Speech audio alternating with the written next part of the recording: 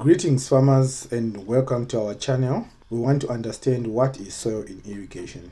Whether you're a farmer, gardener or just curious about how we keep our plants thriving, this video is for you, so let's get started. What is soil? Soil is more than just the matter under our feet. It's a complex mixture of minerals, organic matter, water and air. Understanding its composition is crucial for effective irrigation. Soil is made up of mineral particles like sand, silt and clay, along with organic matter from decaying plants and animals. The spaces between these particles hold water and air, which is essential for plant growth. So effective irrigation management is about managing the 40 to 60%, which is water and air, which is this space here. Soil texture refers to the proportion of sand, silt and clay in soil, which influences water retention and drainage. Soil structure describes how these particles are arranged, affecting root growth and water movement. So when we look at the soil structure, there are 6 basic structures that we ought to know as farmers when we are trying to manage our irrigation, because the structure of the soil affects the infiltration rate, which therefore affects the method of irrigation and the rate of irrigation, how quickly we can apply water and how much that water is going to infiltrate into the soil. In the granular structure, the structure allows water to infiltrate quite rapidly, and the same with the single grain structure. It also allows water to infiltrate through the profile very rapidly. The soil particles are arranged into like prisms or columns in the prismatic soil structure, and what happens is now water only finds its way through the spaces that are left between the columns, and this is going to slow down the movement of the water.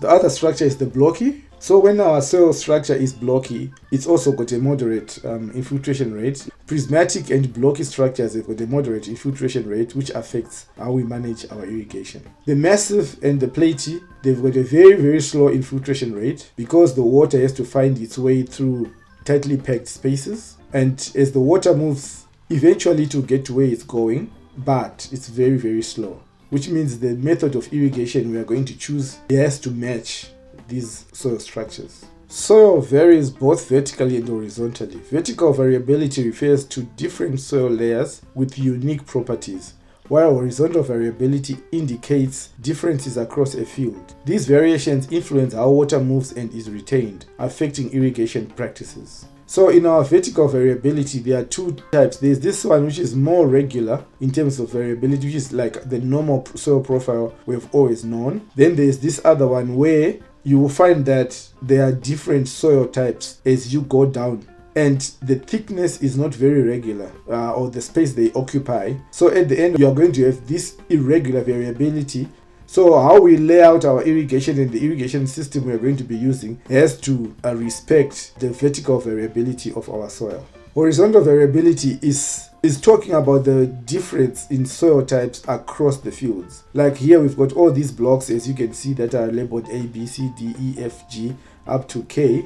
And what it means is that if we are in this field, this block C for an example, block C will have 4 different soil types. So our irrigation management in this case has to take into account this variability. And the same applies to this block and many other blocks. But it's not all lands or farms that have got this variability. But for illustration purposes, this is how some of the fields actually look like out there. And when we are managing our irrigation, especially during drought years, it's going to be very difficult if we don't take into account this variability in different soil types. Soil plays a vital role in irrigation by retaining water, supplying nutrients and providing support for the roots. Understanding these functions helps in designing efficient irrigation systems.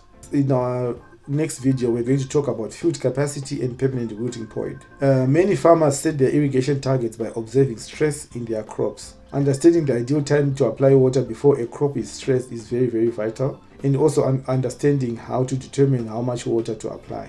So yes, this is what we are going to talk about in the next video. If you have any questions or comments, join us in the comment section below to continue the discussion.